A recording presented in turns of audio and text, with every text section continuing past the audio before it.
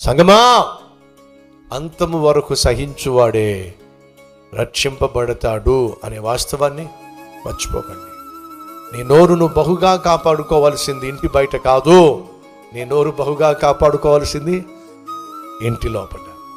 సైతానుగాడు నీ భార్యని ఎంతగా రెచ్చగొడతాడంటే నీ నోరు నువ్వు పడేసుకుని అంతగా రెచ్చగొడతాడు. సైతానుగాడు నీ భర్తని ఎంత రెచ్చగొడతాడంటే నువ్వు ఎంత, బైబిల్లో ఏముందో తెలుసా అండి? మోషే భూమి మీద ఉన్న వారిలో మిక్కిలి ఏమిటి, అలాంటి వాడిని కూడా మహానుభావులన్నీ వాళ్ళు రెచ్చగొట్టేశారు. అలాంటి సాత్వికత్వం కలిగినటువంటి, దీనత్వం కలిగినటువంటి 1000 సార్లు తిడితే కూడా మోషే మౌనంగా సహించేటను మనస్తత్వం కలవాడి చేత కూడా వాడు నోరు జారే విధంగా చేశారంటే ఎవరు వాళ్ళు? పక్క వాళ్ళే, చుట్టూ ఉన్నవాళ్ళే.